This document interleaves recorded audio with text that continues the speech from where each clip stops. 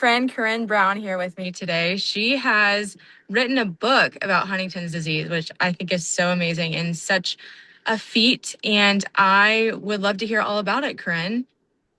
Well, thank you. It's a pleasure to be here. I Mm, did write this book, Me, Mom, and the Monster, Our Dance mm, Through Huntington's Disease. It took me 3.5 years to write it and go through the editing process and then the publishing. It's been on the market for about 7 weeks now. wow. And it is being very well received both within the Huntington's community and the broader community as well, which was really heartwarming and humbling to know something that you've labored over for such a long time. And Mm, certainly it caused some heartache for me writing it and having to live through that again, but it was well worth it, and I wouldn't have changed a thing about it. yeah. Um, I think for the first few days after the book was published, I was an emotional basket case. Uh, Yeah. I'm such a private person and an introvert, and to realize that, oh, our story is out there and people are actually reading it Yeah. caused me a little bit of panic. But once Yeah. I started providing some feedback, it allowed me to exhale a little bit. Mhm. So I didn't really start off thinking that I was going to write a book. My mom had Huntington's disease, and I live at risk of it. Mhm. My mom had that for 25 years from her diagnosis until she passed away. Um, Wow. so a long time, for sure, but you know, we made the best of it. My mother set the example, that's for sure. She didn't complain, didn't ever say, why me, or express any rage or anger. It was, this is how it is. And Yeah. we're going to move forward from here. But I think I held on to enough rage and anger for both of us Yeah. and didn't really express it. So I was actually, my mom had passed away, and about 10 months later, I was going on vacation.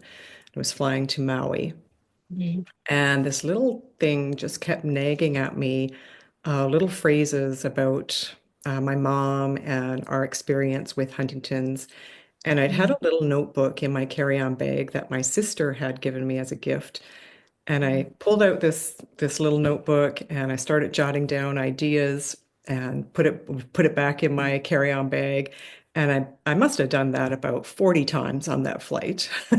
It just wouldn't let go. And Uh-huh. it continued while I was on vacation. I would just write down a few things. And so had a great vacation, came back home to British Columbia, and I thought to myself, well, I'll just keep writing. Mhm. And if I fill out this little notebook, then perhaps I'll buy myself a new computer and I'll really get serious about it. Yeah. That's kind of what happened. And I, I'd, the book is told in alternating viewpoints of Mhm. my mom and then me. And it covers all the milestones associated with Huntington's, or a lot of Mhm. them. And it's our personal experience, of course, and it starts Yeah. on diagnosis day and it follows through until shortly after she passes away. Um, Yeah. and I'm writing, and there are days that I don't want to write because I thought we had lived with this for 25 years, and how could I possibly want to immerse myself into this again? Because Right. I naively thought that, okay, my mom has passed away, our time with Huntington's is over, even Mhm. though I was fully aware that I was at risk of the Yeah. disease. But like Huntington's does, it certainly had other ideas, and then eventually the story started to take shape, and I had real chapters and real pages, Yeah. but as I said, there were some days that I really didn't want to write. Would circle around the desk, walk by the room where I did most of my writing, but I could always kind of see it out of my peripheral vision. Uh, Yeah. and I get the courage to kind of sit down and write a little bit more. Yeah. Uh, some of the things that I did, I had a picture of my mom in the room with me, Mhm. and sometimes I would look at that picture and say, "Okay, Mom, what is it you want to talk about today?"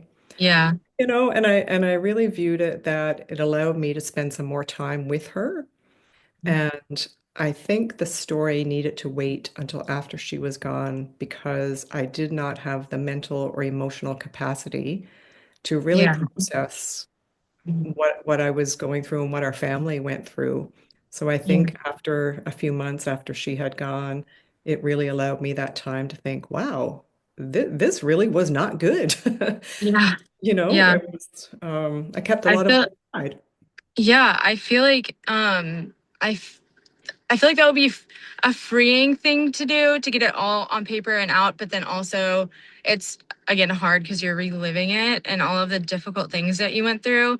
But I Mhm. also am so proud of you, and I think it's so amazing because I mean, of course, HD is a more rare disease, so we don't have a lot of representation in um, any media forms. So anytime I see a book about HD or it mentioned in a show, I go crazy and I'm just like, yes, yes, like there are other people who Me too. actually are with me in this. So I think that having your whole story there for um, anyone to read, but especially people with HD, I think that's so amazing and special. And my mom has HD as well. So I definitely want to read it. And I feel like I don't doubt that I will be able to relate to it on a big scale. So thank you so much for doing that.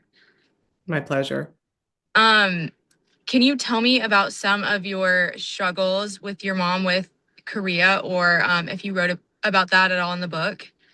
I did write about that. I included it in a couple of instances, actually. So, one was we were sitting around the dinner table, and this was first when the symptoms kind of started to manifest. And my mom and dad were farmers, so they grew a lot of our own vegetables that we ate.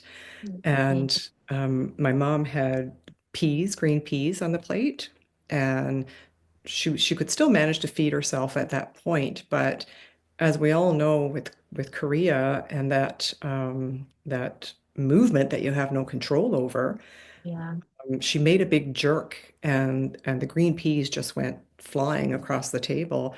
And sometimes we could kind of make a little joke about that, but there were other times when no one could say anything because based on my experience, that Korea is such a visible reminder of Mm-hmm. that disease. It's almost as if someone would slap you or something. Yeah. Right? It was kind of in your face, and I wrote about that scene in the book. And Mm. then she picked up another utensil and tried to feed herself again. And of course, a very poignant part in our journey was the day my mom gave up her driver's license. Uh, And that's partly because of um, as the disease progresses, you don't have that same attention span. yeah. Of course, we need when we're driving. Yeah. But also the jerky movements and the uncontrolled movements makes it very difficult to steer properly or use the gas versus the brake or those sorts of things. So that was another instance. The Korea had just gotten so bad that her and my dad made the decision that she was no longer able to drive. And that was a Yeah. very big part of who my mom was.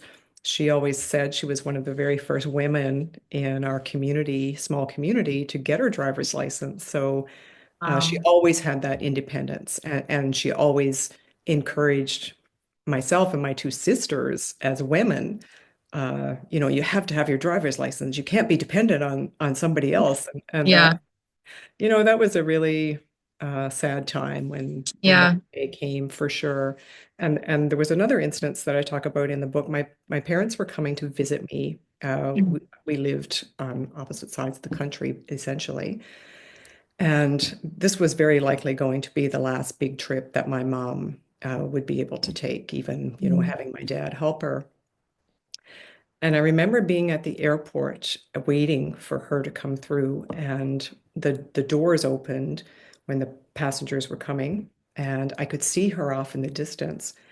And I was watching her walk, and she had that unsteady gait that comes with Huntington's. I mean, it almost looks like somebody is drunk. Um, Right. but those kind of jerky movements as well in the torso and the arms and that. And I could see people staring at her, and that filled me with such rage because Yeah, you just want to protect your mom or your dad or your brother or your sister or your loved one, of course. right? Yeah. And I hadn't seen my mom for a few months up until that point. So when I saw her that time, the Korea was very new for Mhm. me to actually see. So that was a very kind of made me stop in my tracks and go, holy smokes, Uh, it's here. It's yeah. arrived. Yeah. Yeah, my mom is in the stage right now where she's kind of just like blank. She doesn't say much. She kind of just stares off into space. And Yeah. I'm anticipating. She doesn't have a lot of career right now, but I every time I see her, I'm just expecting, like the Korea to get worse and worse. I'm like on pins and needles because once it becomes visible, then you're right. Like it's a constant Hmm. visible reminder that your loved one is really ill and kind of not to sound dark, but withering away on Yeah, a daily absolutely. basis. Yeah. So I completely get that. Was she ever, if you don't mind me asking, was she ever medicated for the chorea or did it get worse or better?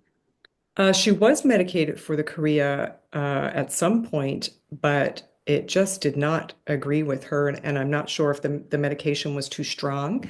Okay. And this was just with a family doctor. It wasn't a neurologist or anyone that prescribed this. Right. But it just kind of made her not herself. And Yeah. it's all she wanted to do was just sleep. She had trouble staying awake during the day and stuff. So at the end of the day, it just wasn't worth it for Yeah. us in our situation for her to take that. Yeah. Yeah. I think that's what's going on with my mom right now because she's on a new Korea medication, which might also explain the lack of, but yeah, she just wants to sleep. Her personality is like completely zapped, gone. Hmm. Um, Hmm. I'm like, where are you, mom? Where are you? But yeah, I'm thinking it might have to do. I really, it's so hard to tell It with sure is. Huntington's disease because some things are symptoms, some things are side effects of medication. And I am using the 100% of all royalties is going to HD research. Oh, amazing. Oh, God Yeah. bless you. God bless. I'm so Yeah. serious. That's so amazing. You Thank you know, so much. I think every little bit helps Yeah. and it was something that I wanted to do. So, you Oh, know, you are an just raise angel. raise awareness, raise money, and I got tired of people saying, "Well, what is HD?" And you Right. try to explain it to them, and sometimes they would just glaze over. So I Mm-hmm. thought, I'm going to show you what HD is, Yeah. and Good. Good for you. And you yeah, did. I And you did. did. You did it. Yeah, and You the did book is it. getting rave reviews inside the Awesome. Huntington's community and the broader community. You know, I've had a lot of people say to me, my son has cancer. I Yeah. can totally relate to the things you talk about in the book, or my daughter has kidney disease, those sorts of things. And Yeah. yeah, it's been really, I guess, like I said, heartwarming and humbling. I'm having a book launch in 10 days, so I'm really looking forward to that. Thank you so, so much. I just think what you're doing for the community is amazing. Like I cannot say it enough. Likewise. I cannot say it enough. Likewise. Oh, thank you. I'm not doing a ton, but I Yes, just you think are. thank you. I just think you should be so proud of yourself and so I just like I I'm just speechless for all the work that you're doing for the HD community. So thank you so much and thank you for coming on and talking to me today and I appreciate it so much, Corinne.